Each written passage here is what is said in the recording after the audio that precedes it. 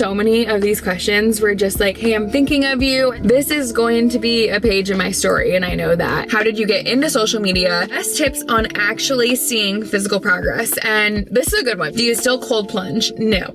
How did you and your hubby meet? Will you get another dog? We've talked about it. I would say, and I kind of expected this because I haven't really dove too deep into this topic, but I would say like 75% of the questions were about pregnancy loss and miscarriage and how I'm dealing with that and what I'm doing to prepare for the future. So I will say, if that is like triggering or something that you don't want to hear about, you can skip forward a little bit and we'll get more into like personal life, hobbies, and fitness questions, you know, all that good stuff. But I do want to talk about this because that was one of the biggest reasons that I decided to share, was that I know it is something that a lot of people can relate on. Unfortunately, a lot of women go through this. So let's go through the questions and all. I've got them all right here so that I don't miss any good ones. How are you actually doing after going through the miscarriage? I think literally so many of these questions were just like, hey, I'm thinking of you. I hope you're doing great. I'd love to hear how you're coping with this. So I just want to kind of dive into a little backstory, and then we'll talk about how I'm doing now. For a little backstory, I shared in December about a pregnancy loss, and that was something I went back and forth on for a second as I was going through it. Like, do I want to share about it? I prayed about it so much. I talked to Jay about it so much, and we actually were in a message. We were listening to a message at church, and it just resonated with both of us so much. And Jay looked at me and was like, I think that that's our sign that you should share about it. And I was like, no, I totally agree. And I decided to share because I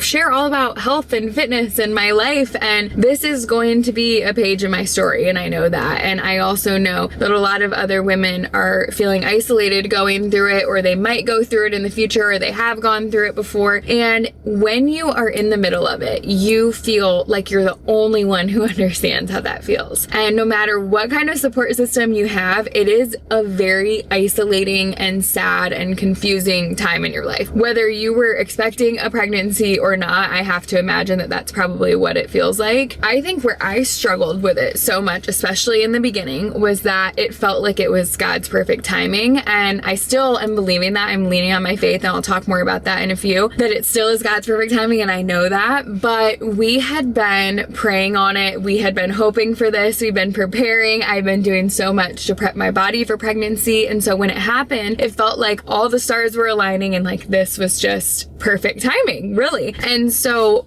it was our second ultrasound that we found out. In my first ultrasound, everything looked great. I had still been feeling the same as what I had in the beginning. I had like really bad insomnia, a little bit of nausea, not feeling fabulous, but I was on top of the freaking world. I felt just so grateful and blessed to be pregnant, and I had zero expectations of finding out that news at our second ultrasound. Like, nothing had been going wrong. And so when we went in there and found out the news, it was about a week and a half before my body actually processed the miscarriage. It felt like my whole world just paused. I remember saying that to Jay. I was like, I feel like my life is on pause right now. And the reason for that is because we had really just like, that had become such a huge part of our lives. We talked about it constantly. We talked about baby names and what we're going to do with the nursery. I was constantly on Pinterest about it. I had like different reminders everywhere in the house. I remember, not to be like depressing at all, but I remember coming back from that appointment, and everywhere I looked, there were reminders, whether that was like the pregnancy pops that I had for nausea, and like my coffee beans. I started using mommy coffee because I started doing decaf, and I had a pregnancy pillow on the bed, and I had my pregnancy journal, and I've been taking Polaroid photos each week, and I had pregnancy tests all in my drawer that were all the positive pregnancy tests because I just was so excited about them, and I loved seeing them every day.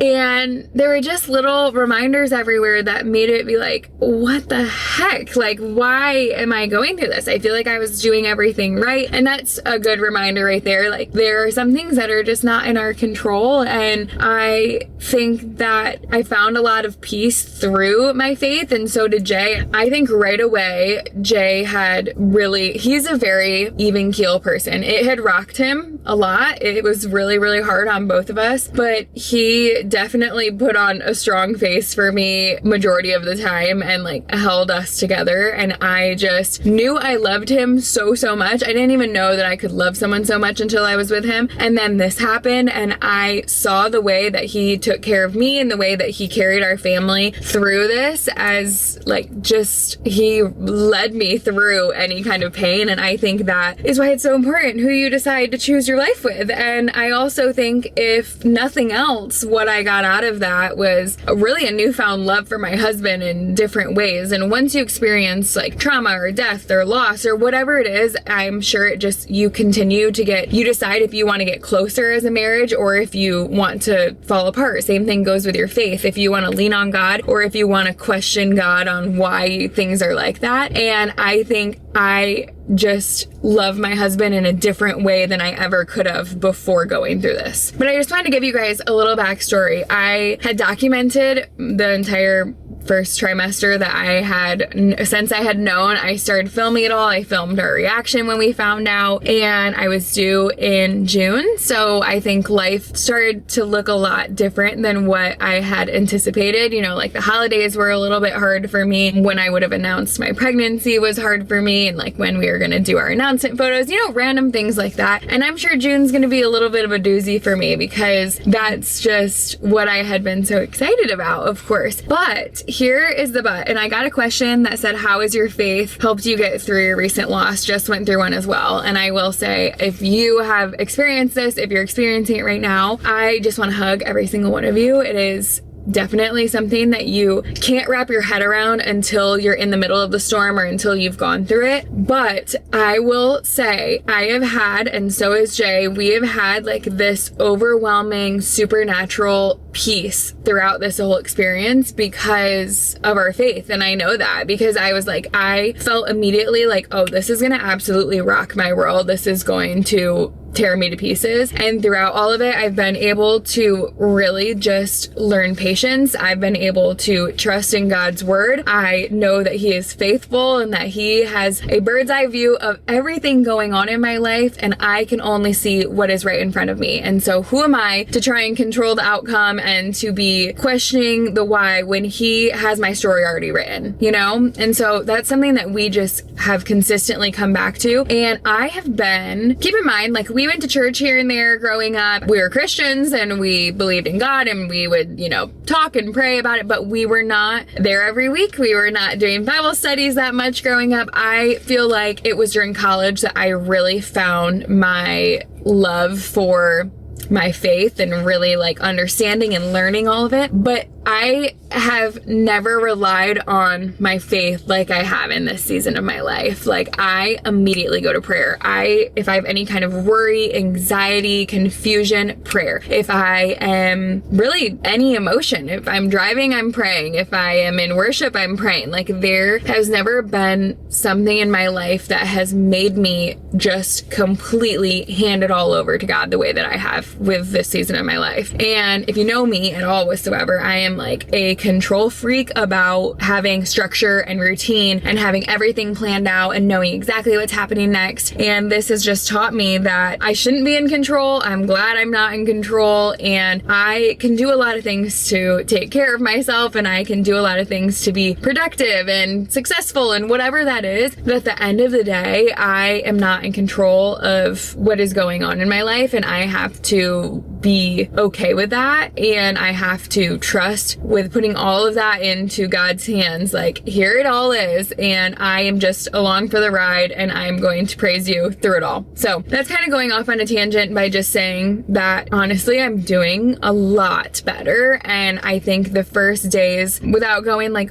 oversharing and going way too in depth, I think like the first few weeks after literally feel like years. Like it feels like the longest time ever. I'm like, can days just go by a little bit quicker? And I just struggled a lot in the first few weeks of like, get me to where my body processes this. Okay, once my body processed it, it was like, now I need to go get blood work and more ultrasounds. I need to make sure everything's all good now. Okay, wait for my HCG levels to come down. And then once that happens, it's like, okay, now let's wait for my period and wait for my body to get normal again. And let's do everything we can to like reset. It almost feels like, oh, I'm starting from square one. But at at the same time, with my faith and with trusting God, Jay and I were like, we are not letting fear be what guides us through this next chapter of our life. And whenever that happens, we are not leading with fear. I guess that's the best way of saying it. Instead, like, we still are just excited for what God has in the next chapter of our lives. And that has given me a lot more peace. And I get to be like, okay, during this time right now, I'm going to find so much happiness in all of the small little moments that we have. Like, I'm going to get overly excited about our morning and evening walks as a family, me, Jay, and Jax. And I'm going to get so excited about making really healthy, nutritious meals and being cozy in our house, and decorating for Christmas is what I did. I loved doing that and like going all out with that. And I love decorating for like Valentine's Day right now. Just doing like all the small little things, getting ready in the morning. I think that helps me, like really getting back into working out. I just think, you know, I've just always been someone who romanticizes all the little things. I think that's what I'm continuing to do right now. But I am overall feeling a lot better.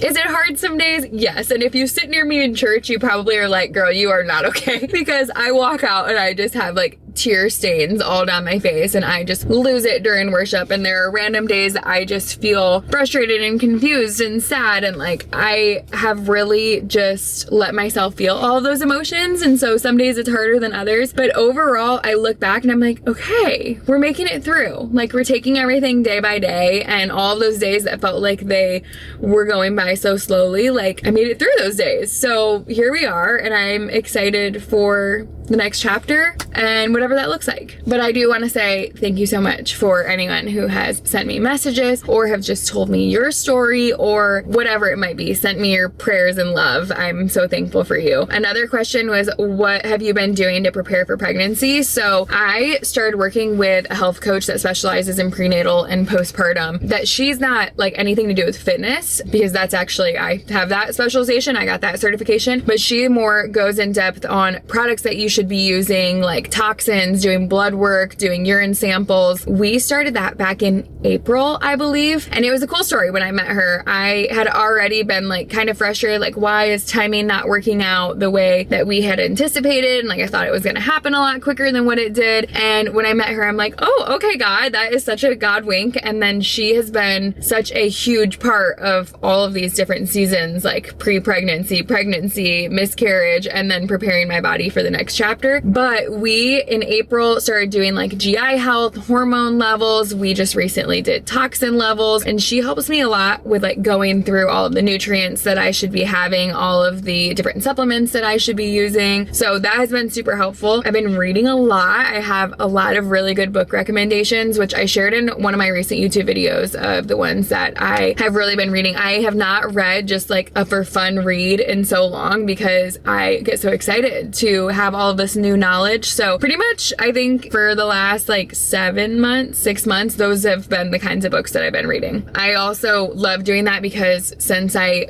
eventually want to be more focused on prenatal and postpartum with my fitness coaching, like I have some prenatal clients and postpartum clients, but I almost think that going through all of this has made me want to specialize in that, just because it can feel very difficult to navigate all of that for a lot of women. And I think it would be cool to have more of like a specialization with my coaching right now. And I'll still continue keeping all of the clients that I have that are just more of like lifestyle, want to lose weight, want to be healthy. But I do think that is kind of what I seem to be more interested in, which I'm like, okay, like that could be why one of the reasons I went through what I went through is because I can help other women going through similar or preparing their bodies for pregnancy, because I've learned so much. But right now, I just think I'm focusing on how to build my plate with like very nutrient dense meals. If you've seen the way my meals have changed over the months, like I have very colorful variety of meals rather than eating the same thing every single day, and rather than eating just like macro friendly, I more so focus on nutrients. I try to focus on choline, vitamin A, D, E, K, folate, iron, omega-3 fatty acids. Like those kind of seem to be like what I focus on the most. And then also obviously still focusing on fiber and having enough protein. What I've been doing is liver and organ meats. I've been incorporating more like in season and organic fruits and vegetables, bone broth, more whole eggs and less like egg whites. So those are some changes that I've been doing with my workouts. I feel like I've just gotten back into lifting, and I've really enjoyed that. Again, I kind of was just like going through the motions for a little bit, but I think that's more so just normal in life, that you kind of have seasons of doing a little ebbs and flows of that. I've been focusing more on my stress levels, having more of work-life balance, to unplug more, and I use like my little brick on my phone just so I'm more intentional with my screen time. I've been sleeping more. I think that kind of covers it all. For Jay, he stopped using the sauna months back. He has been sleeping way more. He used to sleep like 5 hours and now he sleeps like 8 to 9 hours, working on his stress levels. And he also started eating with me back when we decided, okay, we're gonna really like hone in on our nutrition. We started making our meals together, at least dinner for sure. And he does very similar breakfast and lunch as me too. So it's been really fun learning different things to incorporate in our meals together. But that's enough on going through the miscarriage questions. I know a lot of people probably don't want to hear about that. I just think after seeing how many questions were about that, it was clearly something that I wanted to address, and I will continue to have that be something that guides me over the next however long, because it's part of my life now, and like it's part of who I am. It's not who I am, but it's part of what makes me me, in the sense of like I have definitely learned a lot about myself throughout this process, and I want to be a voice for people who are also going through this. I think it's 1 in 4 women, I believe, 1 or 4 or 1 in 5 women experience it in their lifetime, and it can just feel like you don't hear enough about it. And I get that, because it's a very personal and it's just very sensitive and almost like a triggering topic to talk about. But at the same time, with all of us going through it, it's like,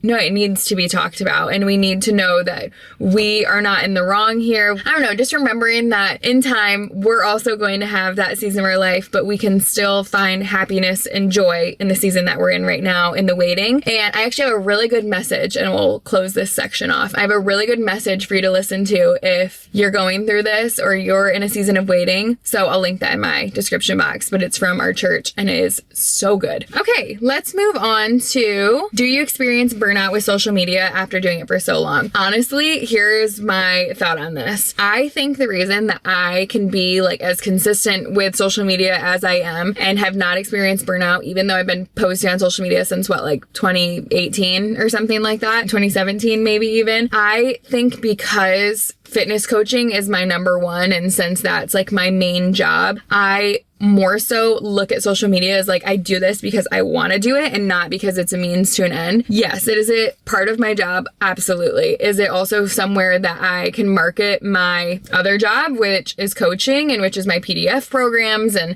my macro guide and all of that? Yes. But I think when it comes to just like sharing organic content, I don't put the pressure on myself. Like, I need to be doing this much. I need to work with this many brands this month. I need to be, I don't really hold myself to a crazy standard like I probably would have to if it were my main job. And I literally feel like I just enjoy doing it. Like, I pick up the camera because this is what I love doing and I've loved sharing for so long. I remember when I was younger as a kid, my parents had a camcorder and they were really good about doing home videos. But when we weren't doing home videos and they weren't taking them of us, I would bring them out to our neighbors, literally in elementary school, and I would have them film me doing like different videos, and I'd do commercials like Toyota moving forward. And then we would do, that's when I literally remember doing, and we would do American Idol on the camcorder. I need to find some of these videos because they're a hoot, but I've just always loved taking videos, taking photos. In 3rd grade, I got a video and photo camera for my birthday, and it was purple and it was perfect and it was touchscreen and the coolest thing ever. And I would bring it everywhere, on every trip we would go on every sleepover. If I'd be going to the mall with my friends, I'd be taking photos and videos. And then in 5th grade, I got a Facebook and I started sharing so much.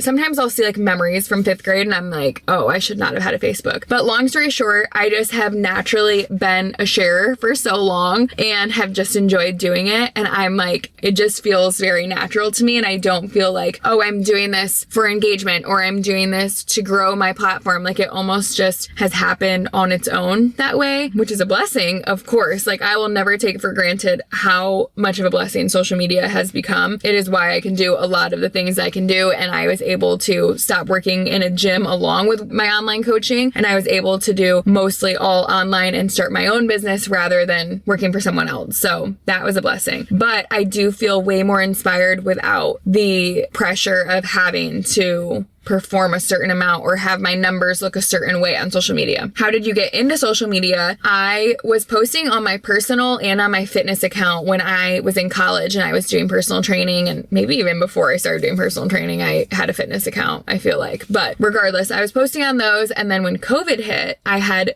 no idea that TikTok would turn into anything, but I started posting on TikTok and just posting fun, like Amazon dupes for things, like mostly activewear. I was posting about the meals that I was eating. I was posting about really anything and everything on there. Sometimes I would do like little vlogs on there, and it continued to grow. And I remember when I got 10,000 followers, I was like, holy crap, this is actually crazy. And I remember some of my one-on-one coaching clients showing up and they're like, dude, you have 10,000 followers on TikTok. Like, that is huge. And it was huge. I remember like celebrating that and being like, wow, okay, I'm going to be consistent with this. And then as I continued to grow my TikTok, I also, like, people trickled over to my Instagram. And so my Instagram started to grow. And then eventually I was like, oh, I might start a YouTube channel. So I started a YouTube channel. So I would say it really took off. I shared more so like for the people in Tuscaloosa and like the people from where I'm from and where I was going to college. I think that was more so just to like market, hey, I'm a personal trainer in Tuscaloosa. Like, this is the stuff that I'm interested in if you want to come to my spin classes. So it just continued to grow organically, and coolest thing ever. That was one great thing that came out of a very like uncertain time, because I lost my job at the gym because the gym shut down and we had no clue when it was going to start back up. And so I remember thinking like, okay, I really want to do this like whole fitness coaching stuff, but I also want to take advantage of this TikTok situation and like what's going on there. So we just ran full force with it, and it's changed over time to be less like fitness based and more, you know, my content's more of like lifestyle now. And someone also said, are you still doing one-on-one coaching? Yes. I don't ever see myself, I've already kind of talked about this, but I don't ever see myself not doing one-on-one coaching. I also started doing PDF programs. So for people who don't want like the one-on-one coaching, or if they want the structure, but they don't want someone like looking over their shoulder throughout all of it. So I have that. But for my one-on-one coaching, I always have like an open door policy for all of my clients prior. So if you've ever been my client from, gosh, even if you were in like 2018 in the gym or whatever it might be, 2017, you still could be my client now and can come back at any time. So I've kind of, since I've had that, I've kind of had like a revolving door of people, whether they want to stop throughout their pregnancy or whether they want to come back in pregnancy, postpartum. I've had a lot of my girls, which is cool because I had a lot of them in college when they were in college, and now they're postpartum. They want to get back to coaching and they feel like they've kind of like got their footing. So right now I've just been having my previous clients over the years, and I've also tried to make sure I'm not taking on too many people. There have been times in my life where I've taken on almost too many clients to where I felt like I could not really do like the social media side of things, and I do love this. So trying to find a balance of the two has been a little bit difficult, but I feel like I've taken on like the right load for me now where I can give the right amount of attention. And that's why I don't show a lot of my center of my days. If you watch my vlogs, a lot of times it's like, here's my morning and here's my night. Like there's very little going on in the middle of the day, just because I do phone calls and I do a lot of computer work, or I'm on the treadmill doing computer work, whatever it might be. So that's kind of the rundown on that. I will always post if I am taking on new clients, and I will at some point in 2026 be taking on new clients, and probably will like spread it out a little bit, taking a couple here and there. Some fitness questions. Best tips on actually seeing physical progress. And this is a good one because I think you can eat healthy and you can work out and you still feel like you are not seeing the progress that you want to see. So I think that it really is all about focusing on macros if you are not seeing the progress, or having some kind of idea of where your intake is at, just because you can eat healthy and still be in a surplus. So I guess I'm imagining what they mean by physical progress is like losing fat or leaning out or whatever, but maybe they're also talking about putting on muscle. So in the same sense, tracking your intake and making sure you're eating enough protein is super important with that. What are your current health and fitness goals? I, for months, have been in a slight surplus and then back into maintenance. So I have really just been focusing on nourishing my body. I probably won't be back in a deficit for months on end, just because when you are in a deficit, you often are not able to eat enough food to get all of your nutrients. At least that's for me. Like it's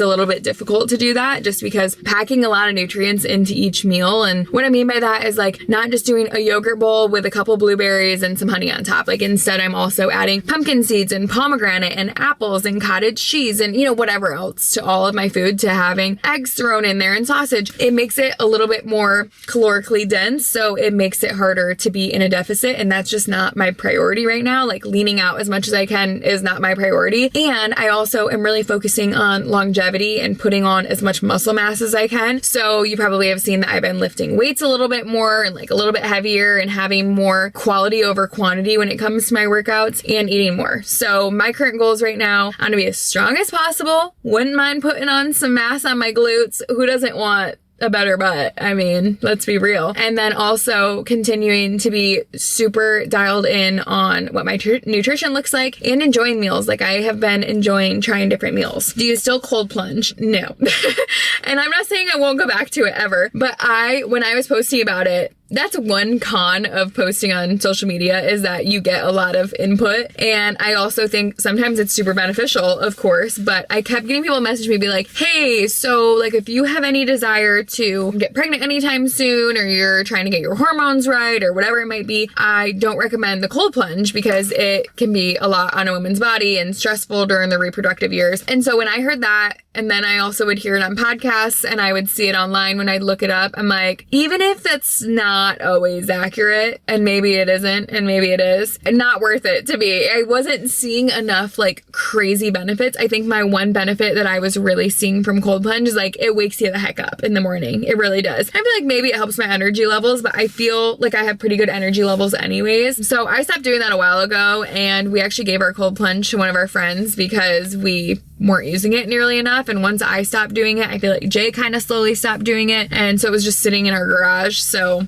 now one of our friends has it. Not saying that cold plunge is bad or good or whatever. Do your own research and what works best for you. But I'm just explaining why I stopped doing it because you used to see me do it every morning. How many calories do you try to burn each day? Honestly, no idea. And I also don't pay attention to that. I try to focus on 10 to 12K steps per day. I try to focus on getting a really solid workout in that's normally between like 45 and 60 minutes. And that's pretty much what I focus on. I don't really ever look at calories on my watch. I don't even know how accurate those really are, but I do manipulate how much movement I'm getting. Like if I want to add some more cardio in, or if I want to lower my intake or increase my intake, whatever it might be based off of my weight, I use Body Pod. It's by the brand Hume Health, but I do that to do my muscle mass and my body fat percentage and just like my overall weight. And I also just go based off of what I look like as to how I want to tweak things. I never pay attention to how many calories, and I don't think that tells you how great or how like productive your workout was. What do you think about Pilates and yoga? I don't see you partake in these, and I'm curious. Not much of a yoga person. I think I've only done a couple yoga classes. It's just not for me. But Pilates, I do really enjoy. I just think, one, they're expensive. Like I don't have like a month membership and want to go every single day. I think those make sense. Like if you are going to go every day and like that's your form of exercise. But for me, like I prioritize strength training. So every once in a while I'll do like a drop-in class, or I'll buy like a pack at a couple Pilates places around here. But yeah, like maybe like once a month I do a Pilates class. I do like it. I think it's great for like staying limber and staying like stretch and everything, but I don't use that as like one of my main forms of movement. Any new hobbies or bucket list items you plan to accomplish in 2026? I do want a hobby that I love. I've been seeing so many people doing like needle pointing. That doesn't really like seem like something I would like. Maybe it seems too hard for me, to be honest. I want something that I just am like mindlessly doing, but I love pottery painting. We'll continue doing that in 2026. And I also have been liking scrapbooking. So maybe if we find some other hobbies in there, I would love to play pickleball more often. Just seems like I never get that on my schedule, but I need to. I have a friend coming in town this weekend and I'm like, oh, we're playing pickleball. We're making sure of it. How did you and your hubby meet? We met at the gym. If you haven't heard this story before, I met at LA Fitness, and it was a couple weeks after I moved to Florida, and it was me being in his way. I won't go into like the whole thing, but I had seen him there. I thought he was very, very handsome. And then one day I thought that he was waiting to talk to me, but really I was just in the way of the dumbbells, which was a little embarrassing because I stayed in my wall sit right in front of the dumbbells, and I'm like, do not stand up. What is this guy about to say? I started to get a little freaked out because I just got nervous. I'm like, what is he about to say to me? Turns out I was literally just in the way of the dumbbells that he wanted to grab. And then once I stood up, I'm like, he got his dumbbells. I'm like, oh my gosh, I'm so sorry that I was in your way. And then we started chit-chatting and we started talking every single day that we saw each other at the gym. What a fun time. Like, I love that. And slowly it progressed to eventually giving him my number. We went on a walk, and then in the rest is history. We like never left each other's side after that. But that was a really fun time. I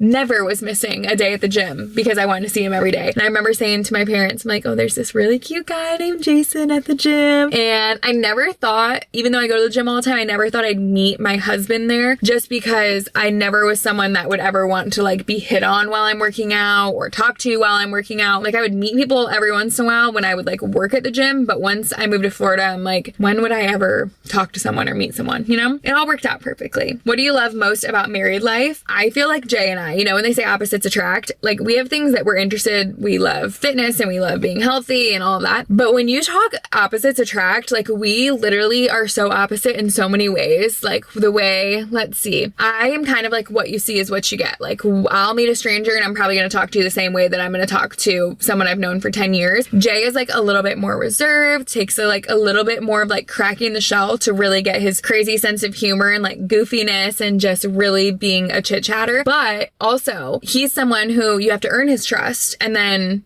you are very trusted. And then I'm someone who I'll trust you until I don't trust you or until you break that trust. And there's just other random little things. Like he's more of a logical thinker. I'm more of an emotional thinker. There are a lot of things that we just really balance each other out. And he just makes my life easier, better, more fulfilling. He makes life fun. Honestly, the best thing about married life is just doing everything with my best friend. I love traveling with him. I love doing like our everyday little routines together. I love seeing him as a dog dad. You know, there are just so many. I love dreaming of our future together. I know that's not one answer for you, but I love being married. I will say that. Do you ever get lonely working from home? Kind of, but getting a dog was definitely like one of the best things. I think like when Jay's gone throughout the day, because some days he's from home, but a lot of times it's just me in the dead center of the day. I really take advantage of like that morning and evening time that we have together. And then in the middle of the day, I'm like, okay, laser focus. Let's get everything done. Let's do my filming, which honestly is kind of nice being at home